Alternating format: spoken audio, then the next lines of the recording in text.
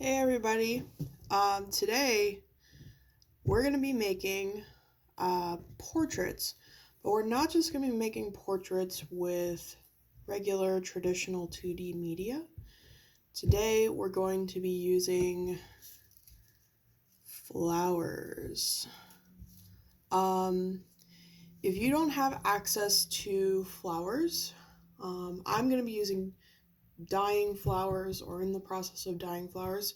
You can use something like dandelions. They kind of look like this, not exactly, but you can use things like that. We're also going to be using the stems as well. And you can also use things like leaves too. But we want to make some sort of a relief kind of portrait. So today, along with the dyeing flowers, we're also going to be using scissors, and you can use any type of scissors that you have on hand. Um, and we're going to be using either tape or I currently have hot glue, but you don't have to use hot glue.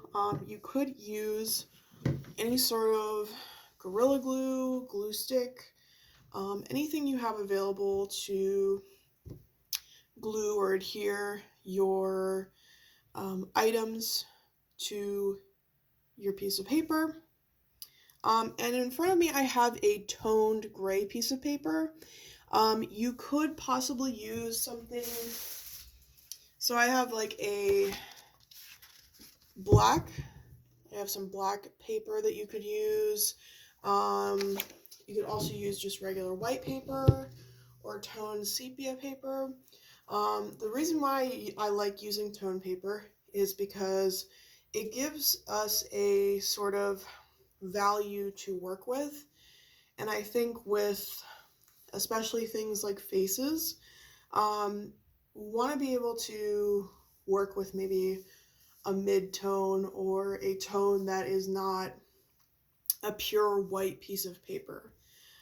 So for me, that makes sense. The most sense to me, but obviously, you don't have to do that. So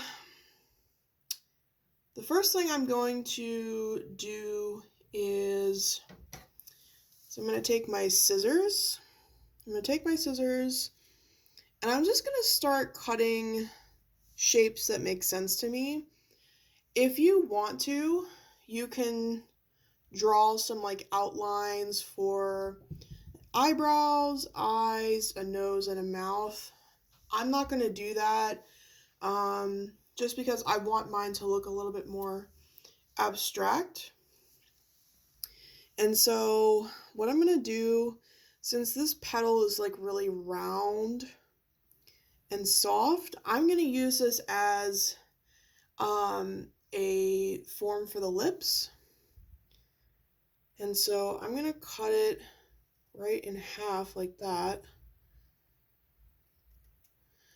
Again, you do not have to make perfect lines here.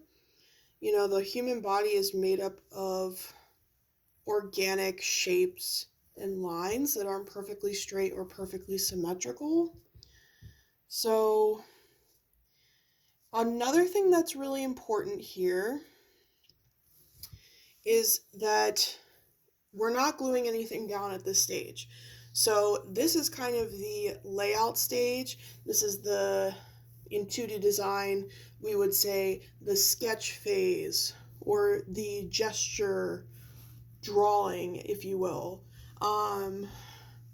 And so for me, that's going to be what I'm doing.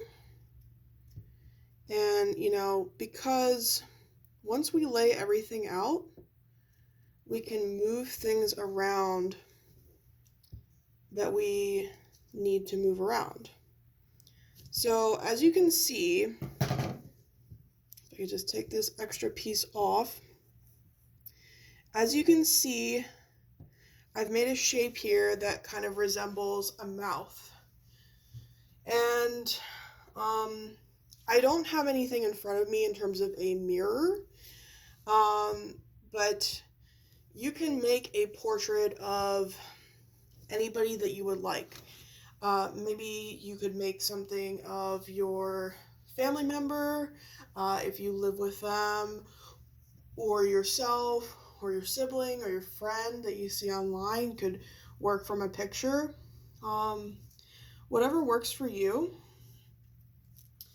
And so I'm gonna use this piece as my nose. Something like that works for a nose. Again, if you don't have flowers on hand, something that I would suggest using also could be a variety of different uh, uh, fruit peels. So you could use orange, clementine peels, you could use lemon peels and banana peels. Um, I would even say maybe like grapefruit peels or limes. Anything that you have available that is kind of a, softer texture but a little bit more firm, and it has that sort of ephemeral quality. And ephemeral just means that it is temporary and of nature. So I'm going to put some of the eyes here. And, I just want to reiterate that this is a more abstract sort of project, so it doesn't have to look exactly like real life. Not every art project has to look exactly like you. You can use that for the eyebrows. And so you kind of get the idea there that we can use different parts of a organic structure like a flower. We can use the stems, we can use the flowers, we can use even the buds like we have here. We have like smaller pieces. One thing that you could do to make yours a little bit more interesting is if maybe you have freckles or something and you want to put that on there.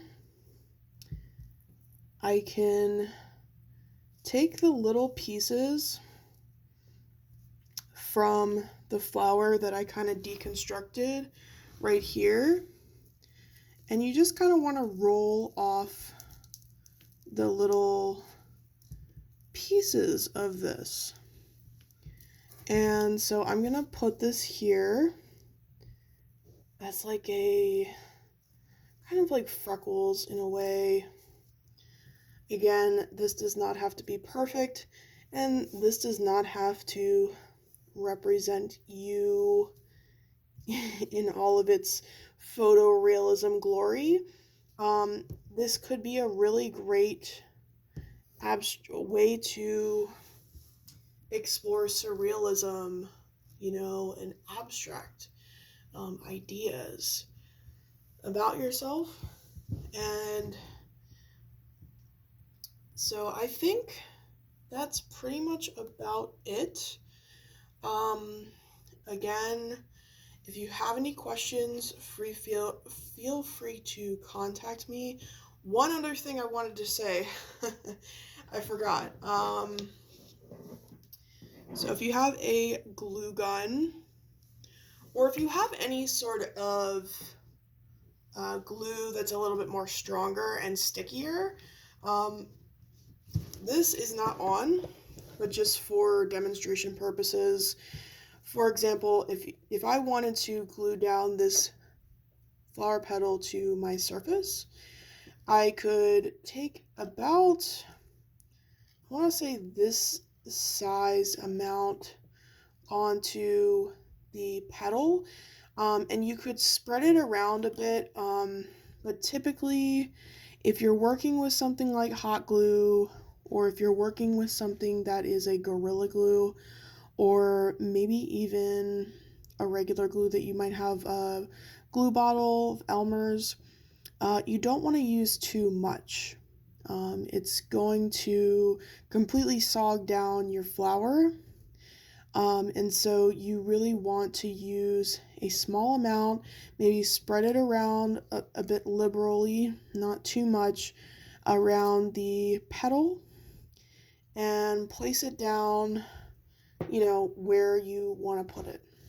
And this is why it is imperative that you put down all of your pieces in front of you before you actually start gluing things down, so you have an idea of where you want to put your sculpture.